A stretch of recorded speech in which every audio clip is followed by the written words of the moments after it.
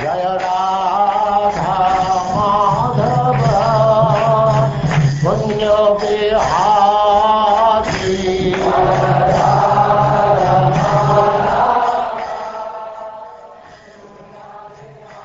And now chapter 56, the Syamantaka Jewel.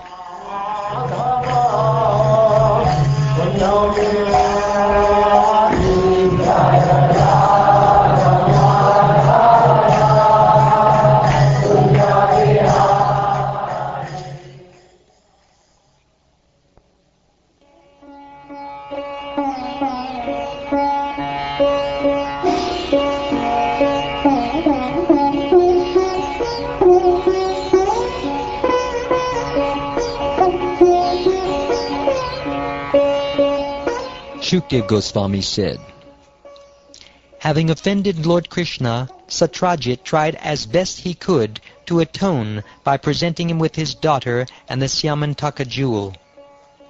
O Brahman, what did King Satrajit do to offend Lord Krishna? Where did he get the Syamantaka jewel, and why did he give his daughter to the Supreme Lord? Surya, the sun god, felt great affection for his devotee Satrajit. Acting as his greatest friend, the demigod gave him the jewel called Syamantaka as a token of his satisfaction. Wearing the jewel on his neck, Satrajit entered Dwarka. He shone as brightly as the sun itself, O king, and thus he went unrecognized because of the jewel's effulgence. As the people looked at Satrajit from a distance, his brilliance blinded them. They presumed he was the sun god, Surya, and went to tell Lord Krishna, who was at that time playing at dice. The residents of Dwarka said, Obeisances unto you, O Narayan, O holder of the conch and disc and club, O lotus-eyed Damodar, O Govinda, O cherished descendant of Yadu. Lord Savita has come to see you, O Lord of the universe. He is blinding everyone's eyes with his intensely effulgent rays. The most exalted demigods in the three worlds are certainly anxious to seek you out, O Lord, now that you have hidden yourself among the Yadu dynasty. Thus the unborn sun god has come to see you here. Hearing these innocent words, the lotus-eyed Lord smiled broadly and said, This is not the sun god, Ravi, but rather Satrajit, who is glowing because of his jewel. King Satrajit entered his opulent home, festively executing auspicious rituals. He had qualified Brahmins install the Syamantaka jewel in the house's temple room. Each day the gem would produce 8 badas of gold, or 170 pounds of it, my dear Prabhu, and the place in which it was kept and properly worshipped would be free of calamities such as famine or untimely death, and also of evils like snake bites, mental and physical disorders, and the presence of deceitful persons. On one occasion, Lord Krishna requested Satrajit to give the jewel to the Yadu king Ugrasena, but Satrajit was so greedy that he refused. He gave no thought to the seriousness of the offense he committed by denying the Lord's request. Once Satrajit's brother, Prasena, having hung the brilliant jewel about his neck, mounted a horse and went hunting in the forest. A lion killed Prasena and his horse and took the jewel.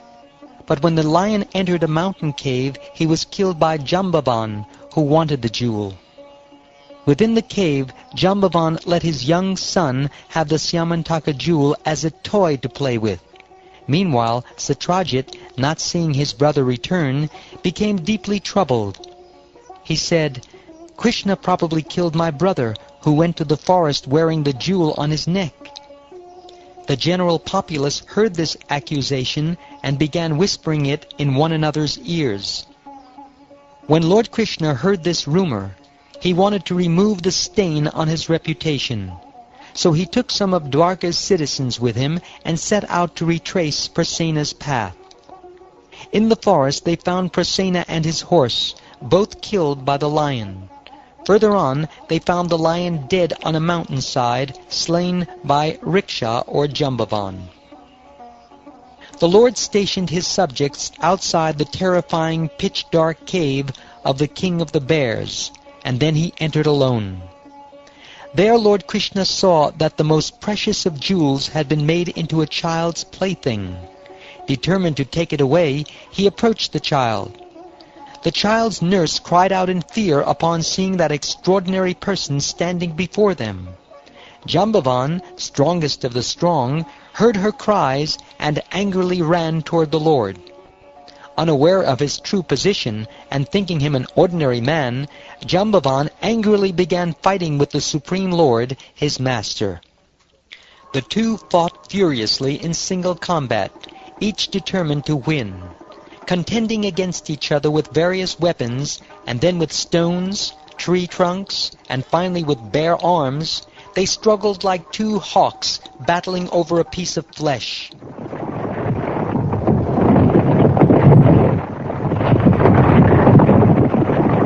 The fight went on without rest for 28 days, the two opponents striking each other with their fists, which fell like the cracking blows of lightning.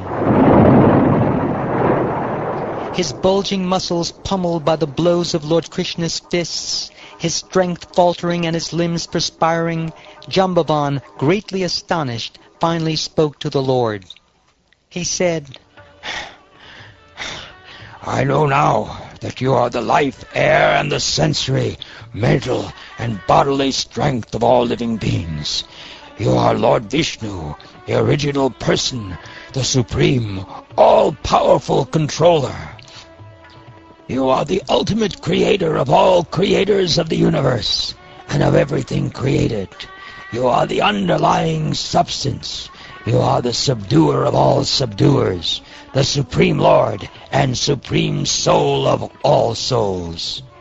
You are he who impelled the ocean to give way when his sidelong glances, slightly manifesting his anger, disturbed the crocodiles and Timingila fish within the watery depths. You are he who built a great bridge to establish his fame, who burned down the city of Lanka, and whose arrows severed the heads of Ravan, which then fell to the ground.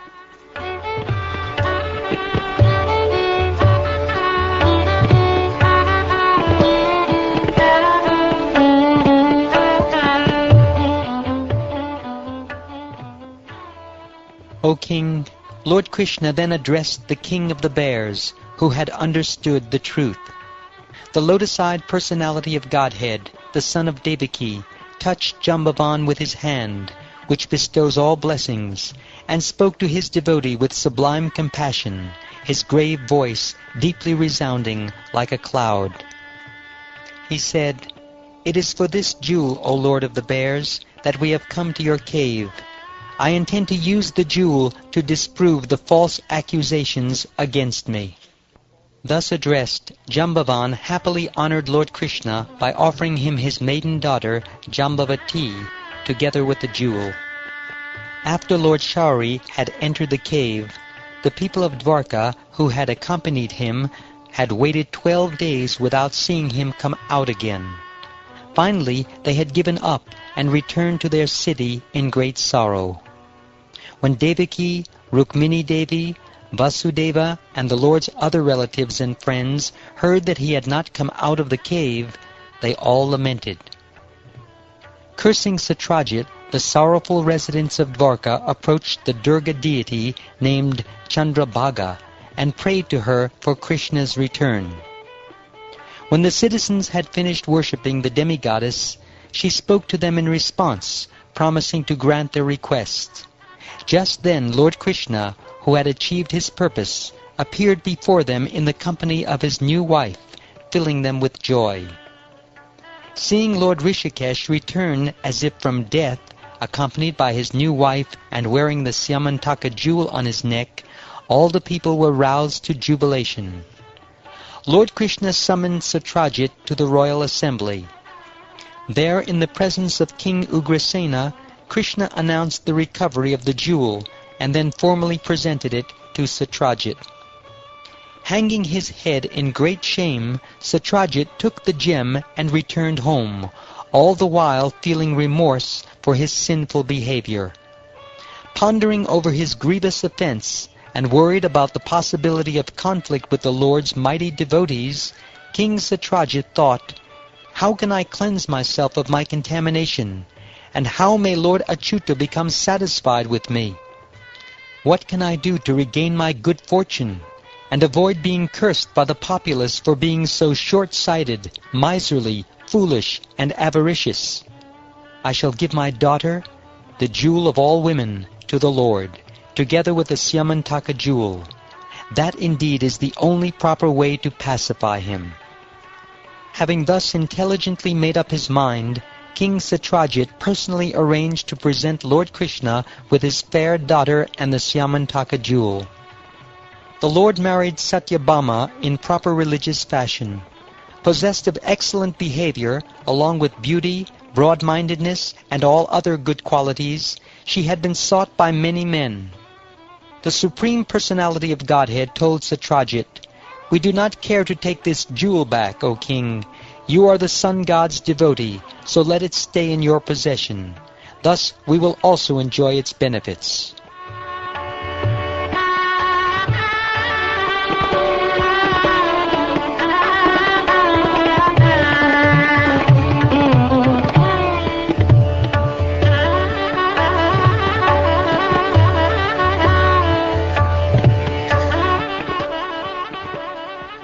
Thus ends the 56th chapter of the 10th canto of the Srimad Bhagavatam, entitled The Syamantaka Jewel.